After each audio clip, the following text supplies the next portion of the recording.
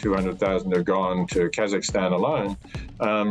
So they said, well, look, if all of those 200,000 people had gone out and protested against the war, maybe they would have made a difference. I think that what Elon Musk is proposing may assume that Putin is somebody who would stick to a deal once made, that you could trust him. And I suppose at least not being part of the mobilization is some sort of step, even if they're taking it to save their own skin. They're showing that they don't support the war.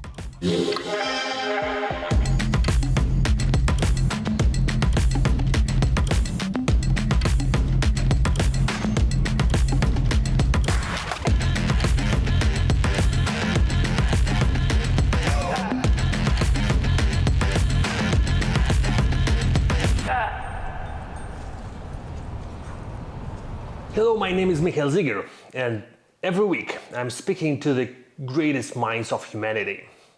And today my guest is Peter Singer, one of the greatest philosophers today.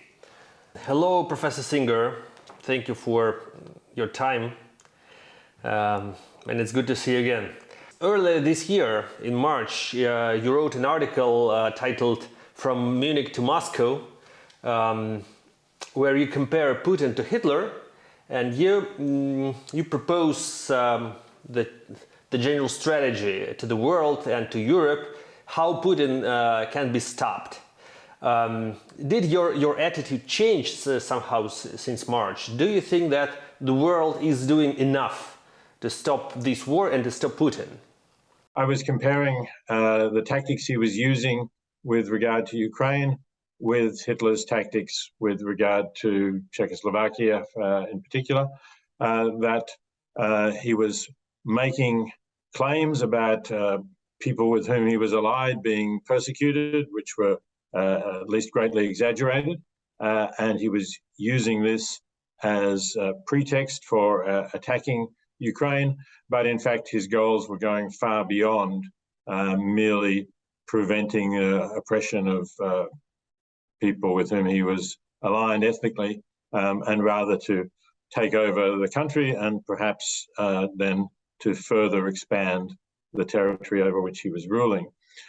So in that respect, I think the situation is very serious, obviously, but I do think that the Western nations are doing a good deal to prevent him expanding. And obviously, I'm sure he expected a much more easy victory over Ukraine than he's had. And particularly in the last few weeks, things have looked much more negative for Putin. So I'm a little more positive about the outcome than I was previously.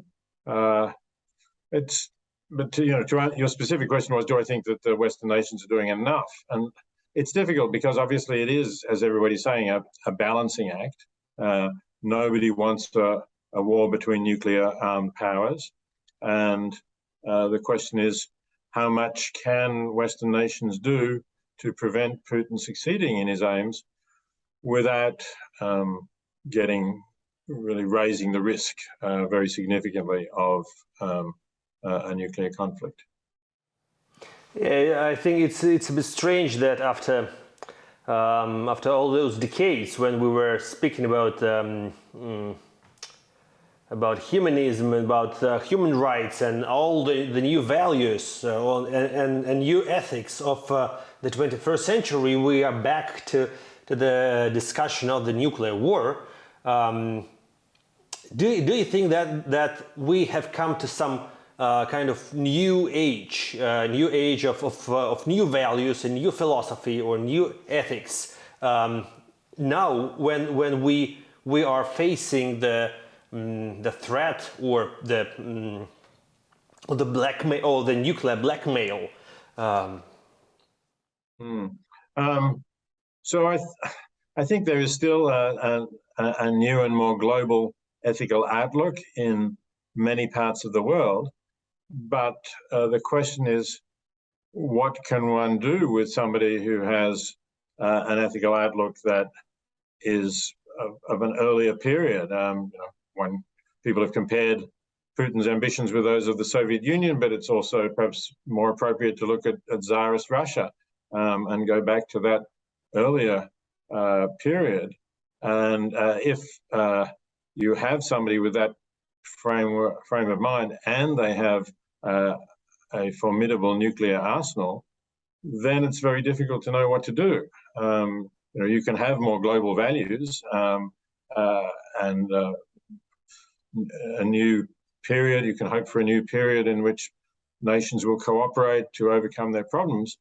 But when one of the major powers isn't going along with that, it's really difficult.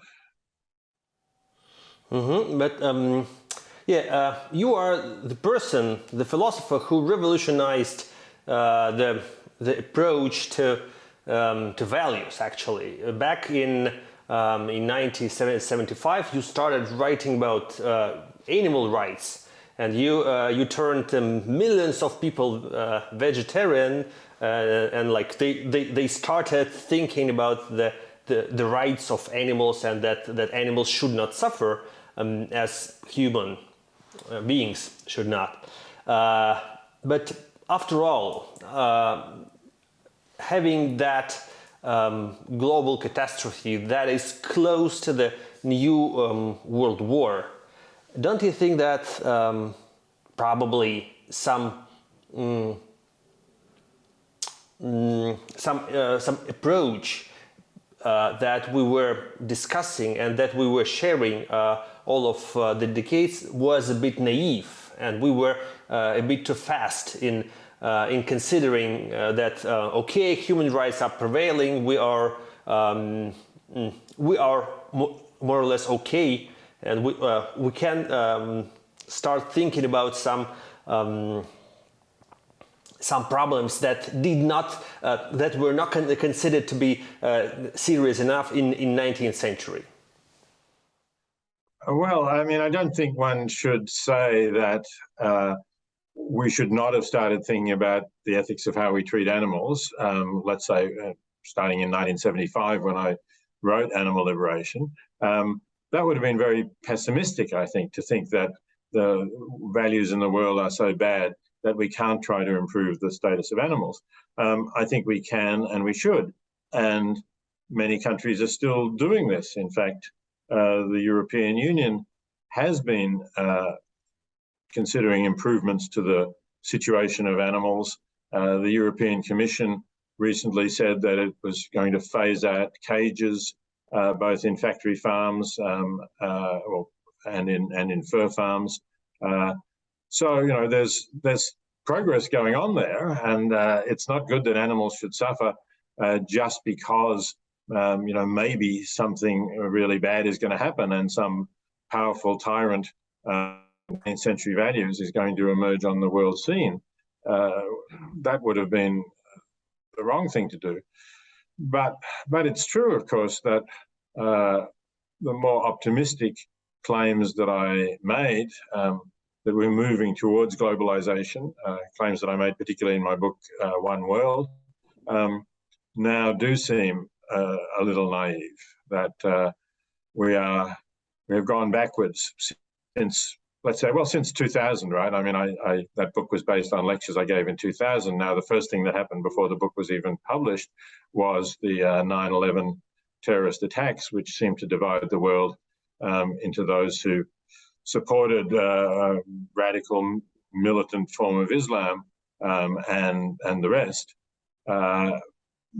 That perhaps has faded to some extent, although obviously we're still reminded of it when we see what's happening in Iran right now and also in Afghanistan. But we do have something new on the scene that we did not expect, I think, in 2000, and that is the idea that taking territory by military invasion from another country is still something that is acceptable. I think it is interesting that even countries that were reluctant to criticize Russia for the invasion of Ukraine have said something like that. I'm thinking here of India and China in particular. that India said war is not something for this century. So I think Putin is isolated in the idea that this is the way to achieve your aims. But of course, even if he's isolated, he's still in charge of a very powerful country. Mm-hmm. But at the same time, being isolated, we still see some examples when very respected and well-known people try to understand his behavior, to understand his motivation, and still think that some compromise is possible. For example, you've probably heard of the scandal between Elon Musk and President Zelensky and the rest of Ukraine, and proposal of Elon Musk that still could be compromised if we leave Crimea to Russia, and if we appease Putin, everything will be fine. Do you think that compromise is ethical? Do you think it's possible? And how can you evaluate that attempt? I think that what Elon Musk is proposing may assume that Putin is somebody who would stick to a deal once made, that you could trust him. And if the comparison with Hitler has anything in it in terms of those foreign policy and territorial gains, then we know that Hitler said that the Sudetenland, so-called the area he took from Czechoslovakia under the Munich Agreement, was his last territorial claim in Europe. Well, it didn't take more than 6 months for him to occupy Bohemia and Moravia, and then to make claims against Poland. So I think that if Putin were allowed to take other areas from Ukraine, there might be a pause in the fighting and hostilities, which could be a good thing. But as long as Putin was there, I don't think you could rely on that. I think it's important to press on with the conflict and not allow Putin to claim a victory in the hope that I don't know what could happen, but something could happen in Russia so that Putin is no longer in charge and he's not replaced by other similar hardliners, but by somebody who really does take a different approach and who would want Russia to again engage in a positive way with the West and other countries. In your article, you mentioned that probably sanctioning all Russians might be unfair to those Russians who protest against the war, but and who struggle against Putin. But still, there is no way. Can you elaborate on that? Yes, I mean, clearly there were Russians, and there are Russians still, again, with the mobilization, who are protesting, whose courage I admire, who are risking going to prison, long prison terms, and also just getting beaten up by the police. And yet the economic sanctions will make things hard for them. They're intended to make things hard for ordinary Russians. So in some way that's unfair. And if there were a more fine-grained way of applying sanctions so that you could apply them to Putin and the oligarchs and the others who are supporting the war, that would be the right thing to do. And of course, some of the sanctions are designed particularly to focus on the supporters of the war. But it's really difficult to do that in any serious way, I think. So it is difficult. And we saw examples of it, let's say, with the fact that Russian tennis players and Belarusians were not able to play in Wimbledon. That's been different at other tournaments. And you can debate that. Do you support it? I did support the Wimbledon ban. Yes, I think it was tough on some players, but I think I suppose if players had been prepared to state that they were opposed to the war, then I would have been happy for them to play. But actually, they were not given a chance, including the number one in the world. they were not asked a question, do you support, or just they were just banned? Yeah, and of course, would have had repercussions for them, I guess, if they had made public statements. But I think that question should at least have been put to them.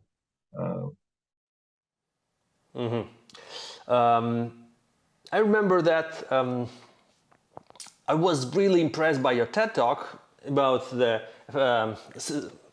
you spoke about effective altruism, but you started it with very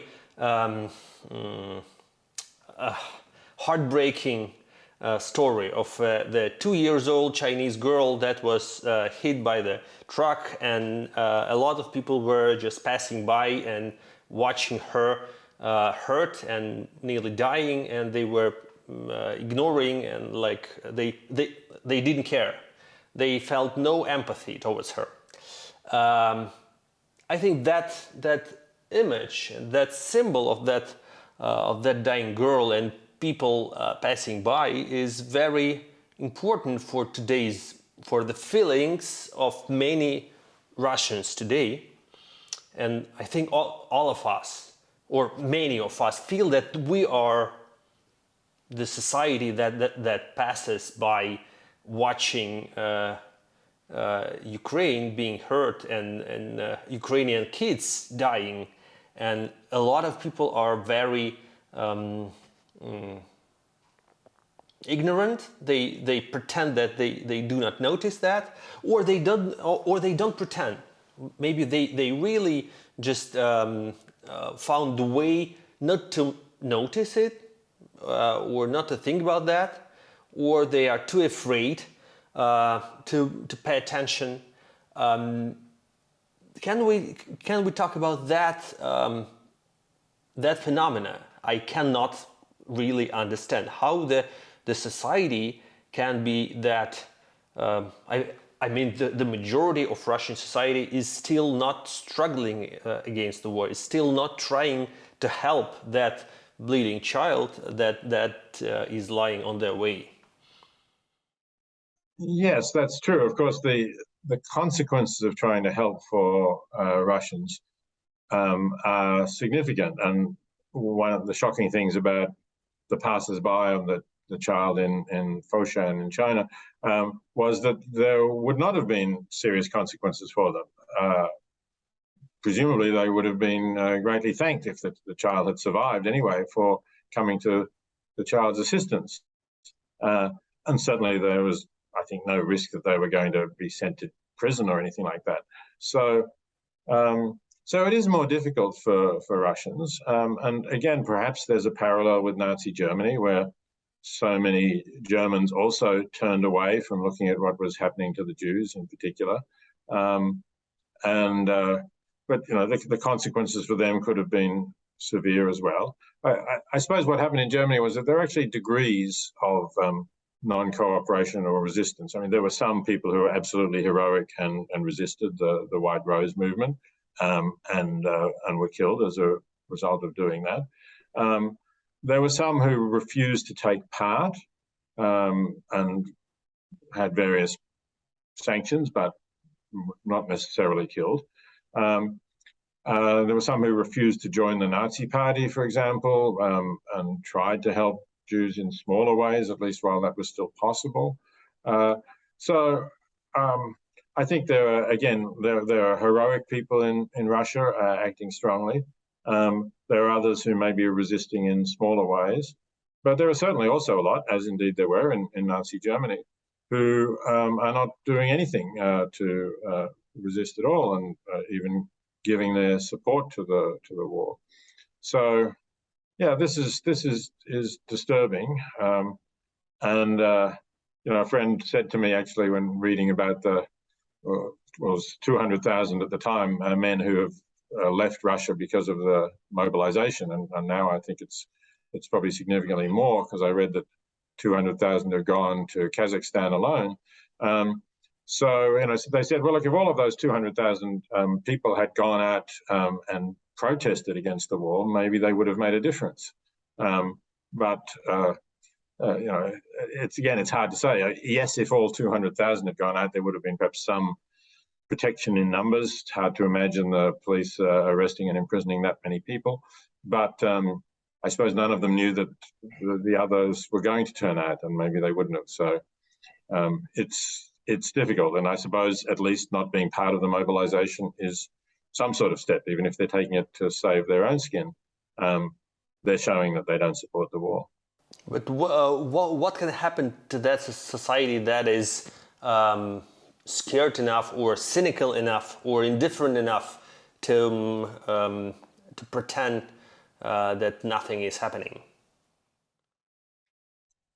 Unfortunately, I think that a society like that can survive for quite a long time if people are provided with the basic necessities, work and some income to get on with life. They have food and housing, clothing. I think it's possible for people to live like that for decades. I hope that change will come sooner than that, but I think we have plenty of examples of people who have just decided that it was safer not to stick their neck out and to get on with life and not be noticed. And that seems to be what's happening again for the great majority of Russians. As you are an expert in effective altruism and wrote a book and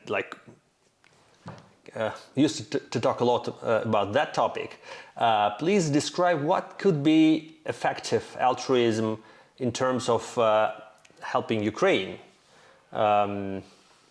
Does it mean that the West should focus on the weapons, or there are different dimensions how the effective help could be described? So I certainly think the West should be supplying weapons, and a number of countries are. Some are doing more and some are doing less. I think the United States is doing a lot. I think Poland is doing a lot. Seems like France is doing rather little. So I think depending where you live, you could try to influence your government and your parliamentary representatives to do more. And I think it would be good if people in countries that are not doing very much were to do that. In terms of sending money, I saw that I think it was the Czech citizens donated money for a tank. It's hard to know, when you're talking about effective altruism, how much good that does. And we still have people in extreme poverty in the world. We still have 5 million children under 5 dying from poverty-related causes.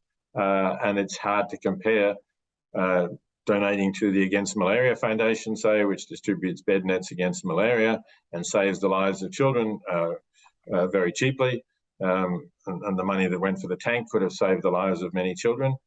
So it's really hard to say that raising money to donate to buy a new tank, or I think there were drones bought as well, and supplies like that, how that compares with the existing charities that are continuing to do their good work in low-income countries.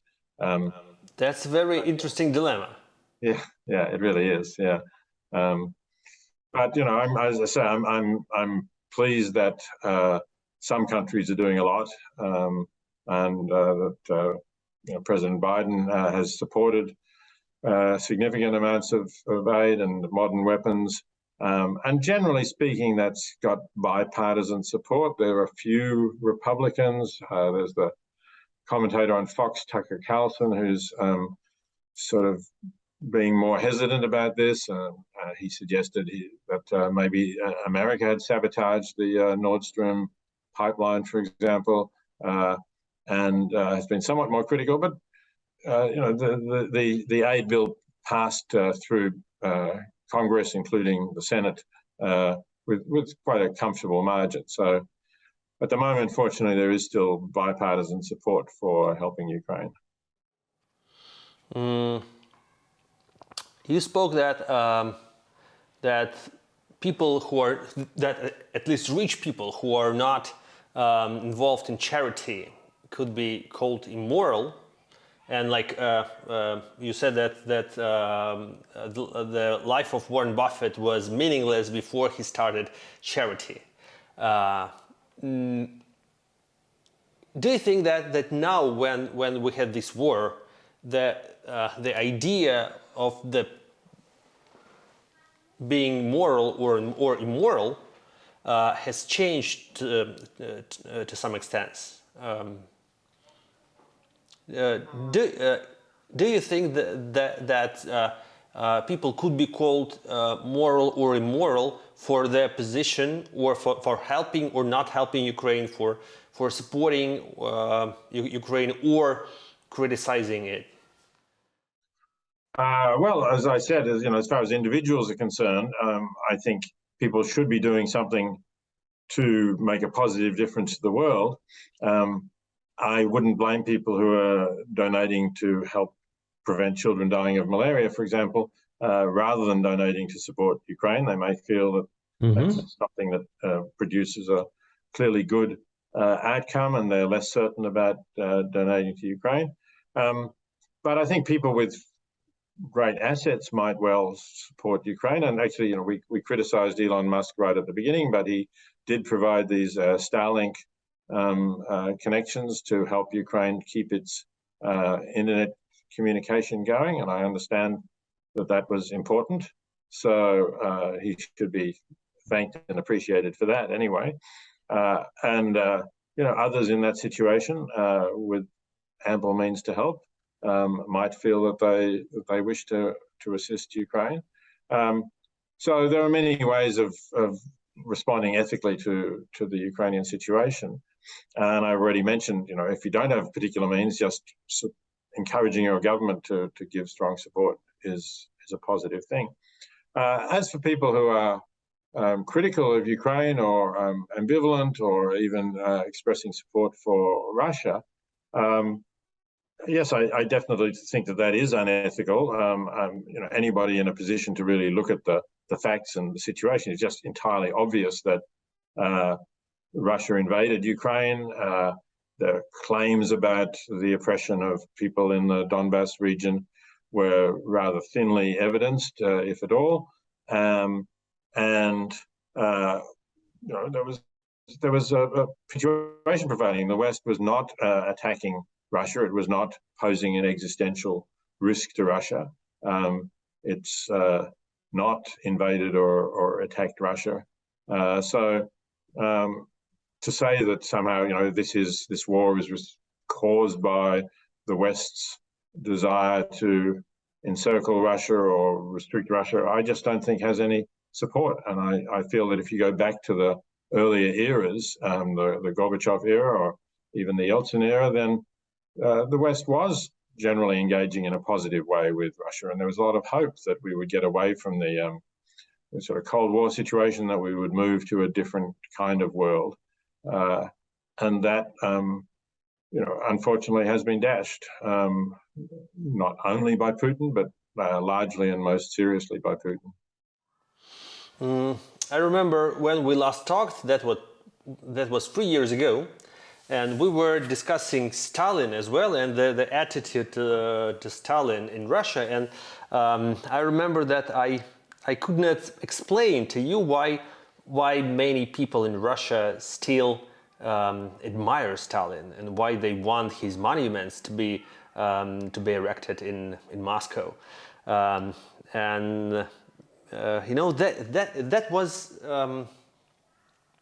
was a very I remember that I told you that it's very tricky position of the Russian government that pretends that they do not like Stalin themselves, but they just don't want to make old people suffer, and they have to listen to their voices, and that's why they have to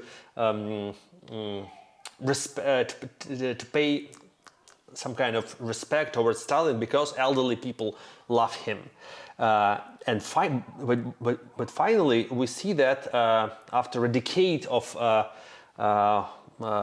spreading of those imperial values and spreading those pro-Stalinist rhetorics, we have changed they have changed the agenda, and they have grown a lot of people that really feel pride of that great Russian Empire, and they feel that Stalin is their hero. Is there, what can you say about that? And is there a possibility to heal the society that was contaminated with those fake values? I would say there's a possibility, but I don't know exactly how it could happen at the moment.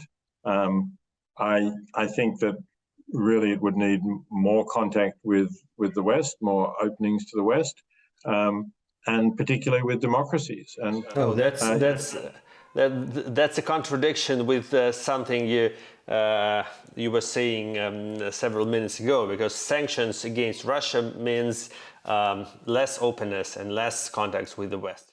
Yes, but I hope that that's a temporary measure. And as I said earlier, I'm hoping that Putin is not going to be there for very long, and that he will be replaced by somebody with a different view.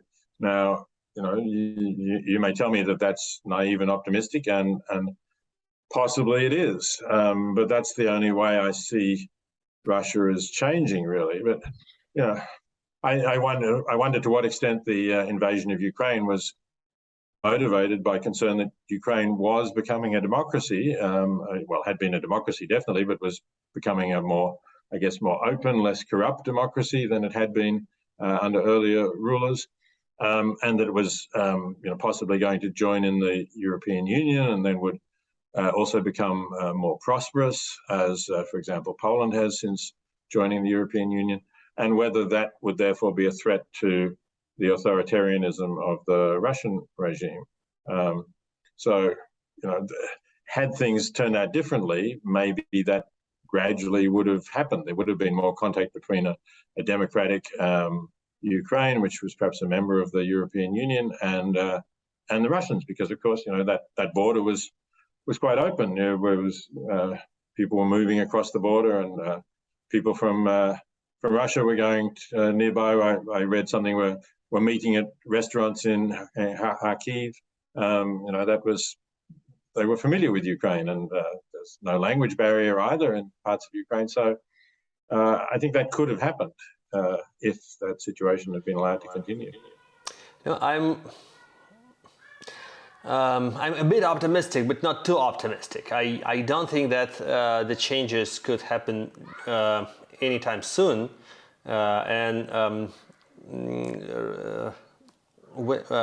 When you started speaking about the more openness and the possible democracy in Russia, I thought of the conversation on Twitter I saw just a couple of days ago, when a person was advising to Iranians to watch a documentary on Netflix called Winter on Fire. That was a documentary about Ukrainian Maidan. And he wrote, "Iranians, please watch that documentary on Netflix. That's a very good lesson how the nation can fight dictatorship and fight for their rights." And there was an answer from Iranian woman. "Unfortunately, we cannot, because there is no Netflix in Iran, because Netflix boycotts us." I think, and when I saw that dialogue on Twitter, it reminded me about the situation in Russia, and probably the situation in Russia that is going to happen within a year or a couple of years, because I'm afraid that the country is becoming more closed and more isolated, and like some kind of the Iron Curtain or the new wall is being erected, and from both sides. Putin is very is interested in this wall to be erected, but at the same time the West is doing the same. Well, the West is doing the same as a reaction to the Ukraine invasion, right? Sure. And if the Ukraine invasion were ended, it would be, as I said, it would be open. But you're right, that the situation could still continue for quite some time. Definitely, this war is a very like life-changing experience for those who live in Russia, Ukraine, in Eastern Europe even. But probably is it that important for other countries, for America, for Australia? Do you think that this war could be considered to the previous great wars that changed the attitude of the humanity to its values, or to the way how they treat the world? Well, I think if Putin were allowed to roll over Ukraine, if, for example, that initial invasion had succeeded and the West had done nothing to support Ukraine and enable them to resist, then we could have got changed values and a changed world, because I'm sure that Xi Jinping would have noticed this and obviously would like to absorb Taiwan into China. Well, is officially part of China, but to end the two different systems, if you like, and to assert more authoritarian rule, as China has been doing in Hong Kong recently. So I think we would have found that a world in which those two authoritarian leaders were exercising more power, and it would have been difficult for anyone else to stand in their way. We know that Putin's phenomena is not exactly the Russian fashion. That all across the world, political leaders tend to be more populist, more Putin style, sometimes more conservative, sometimes more appealing to traditional or imperial values. At the same time, we have the new decision of the Supreme Court in America that was considered by many as the step back in terms of women's rights. What does it mean? Are we really going back in terms of values, or is it just a part of the cycle? I think there are specific factors in all of these things. I think the rise of populists has had a lot to do with immigration and with hostility to large numbers of immigrants. We've seen that in Italy with the recent election result there. And particularly shocking to me was the result in Sweden, although the right-wing party still only got 20% of the vote, but it is going to be part of the government. And, I think that's clearly related to the number of asylum seekers and refugees that Sweden took. And that's been generally true in Europe. It's been something of an issue in Australia, although the numbers are very small, but it has still been a significant electoral issue. It was behind Donald Trump's election as well. So I think what that shows is that this kind of instinctive nationalism and xenophobia, hostility to different people coming, is still strong. And I think political parties have to acknowledge that. I'm in the somewhat controversial position of saying that even though ideally, I'm a cosmopolitan and I would love there to be open borders, that for a political party to say that they support that, I think is going to be fatal for them. And the issue doesn't just concern immigration, right? When Donald Trump was president of the United States, it was impossible to make progress on climate change because Trump wasn't doing it. And if the United States wasn't going to do it, why would other countries do it? So there's more at stake than immigration. And I think progressive political parties have to, regrettably, soften their stance about taking asylum seekers and be aware that people are not ready to absorb large numbers of immigrants. So that's one of the issues you mentioned, the populist. I think the abortion issue in the United States is completely separate, and I don't see that as being echoed anywhere else, right? I mean, I'm Australian, I follow Australian politics, and there's no sense in Australia of anti-abortion movements rising, or, even now we have a progressive government, but the previous government did not try to do anything about abortion that was more conservative. Even when Tony Abbott, who was a conservative and Catholic prime minister, was prime minister, he didn't try to roll back abortion. There was just no interest in the population in doing that. And I think the same is really true in most of Europe, right? Countries like Poland may be exceptions, but in most of Europe, that's true. I think in the Supreme Court, what we've got is the result of Trump had been in a very fortunate for him, but unfortunate from my perspective, position of being able to appoint 3 judges to the Supreme Court, which swung the balance on abortion. And abortion is still a big political issue here because of the more religious people, particularly in the South and Midwest of the United States. So, but even here, the majority of Americans do not support the kind of prohibitions on abortion that some states are enacting now. And it will be interesting to see whether that leads to a backlash against Republicans in the coming midterm elections. But I think, as I say, it's a particular legal situation really that has caused this change in the United States more than any sudden swing in public opinion. Mm-hmm. I remember that you said that according to your point of view, the supreme value is not the human life, but the reducing of suffering, and you see as the purpose of your life to reduce suffering on this planet, and you are being criticized a lot for that position. Do you believe that the shift in the global perception of this problem, the shift of global perception of this problem could happen in the nearest future? Do you see any changes? So it's interesting that in terms of the protection of human life, or at least the more traditional idea of the right to human life and the inviolability of that right, there have been changes.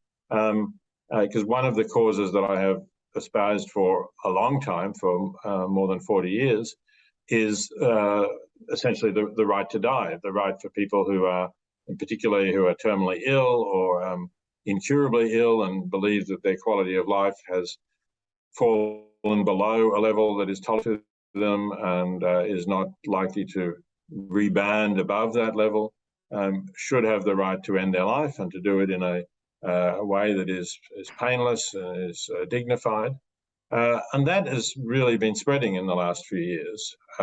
So it was, for many years it was the case in the Netherlands that they had to die, and then Belgium and Luxembourg, and then some parts of the United States, in the Northwest particularly, Oregon and Washington states, and then California. But now more states in the United States are legislating for that. Canada has legislated for that. The individual states of Australia have all legislated for that. So in that respect, I think there is progress. People are moving away from the idea that human life is inviolable and we should never assist somebody in dying, and moving towards what is effectively a reduction of suffering view, saying, well, why should people suffer for the last weeks or months of their life when they've judged the quality of life is not good enough? So in that respect, yes. And also the effective altruism movement, I think, has spread significantly over the last decade. And that also has a major focus on reducing suffering. It's not the only thing that it's concerned with, but it's one of. So I think that's also helping to spread these values of reducing suffering rather than of just saving life for its own sake.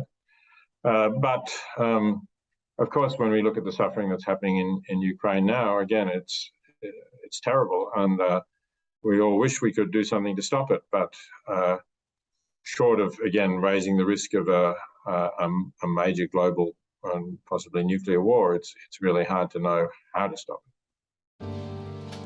Thank you so much. That was a pleasure to talk to you. Good.